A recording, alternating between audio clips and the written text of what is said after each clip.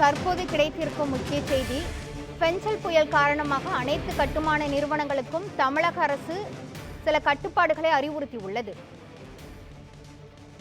இது குறித்த முழுமையான விவரங்களை வழங்குவதற்காக நமது செய்தியாளர் சாமுவேல் எபினேசர் இணைப்பில் உள்ளார். சாமுவேல், என்னென்னலாம் அறிவுறுத்தப்பட்டிருக்கிறது, முழுமையான விவரங்கள் என்ன பதிவு பண்ணுங்க. கிருஷ்ணவேணி, நாளை பெஞ்சல் புயலானது கரையை கடக்க உள்ள நிலையில் தற்பொழுது தமிழக அரசு ஒரு அறிவுரையானது வழங்கியிருக்கிறது. குறிப்பாக நாளை, அதாவது 70 to 90 கிலோமீட்டர் வேகத்தில் இந்த புயலானது கடக்க இருக்கக்கூடிய நிலையில் இந்த முன்னெச்சரிக்கை நடவடிக்கைகளாக, அதாவது சென்னை, திருவள்ளூர், காஞ்சிபுரம், செங்கல்பட்டு, கடலூர், விழுப்புரம், மயிலாடுதுறை ஆகிய மாவட்டங்களில் 60 முதல் 90 கிலோமீட்டர் வேகத்தில் நாளை புயல் கரையை கடக்கும் என சென்னை வானிலை ஆய்வு மையம் தெரிவித்திருக்கிறது.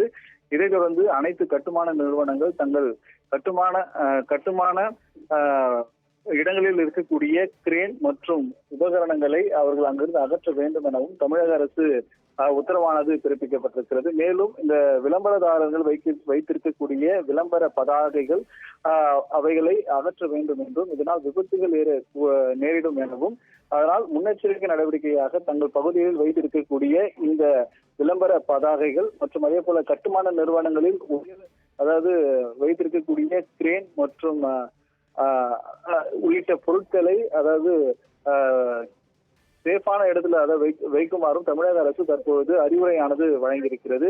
குறிப்பாக இதனால் பொதுமக்களுக்கு எந்த ஒரு பாதிப்பும் ஏற்படாத வண்ணம் தங்கள் இருப்பிடங்களில் வைத்திருக்கக்கூடிய பொருட்கள் உறுதி செய்ய வேண்டும் என்றும், பொதுமக்களுக்கு பாதுகாப்பு உறுதி செய்ய வேண்டும் என்றும் தற்போது மாநில பேரிட மேலாண்மை ஆணையம் தற்போது அறிவுறுத்தலானது வழங்கியிருப்பது குறிப்பிடத்தக்கது. கிருஷ்ணவேணி,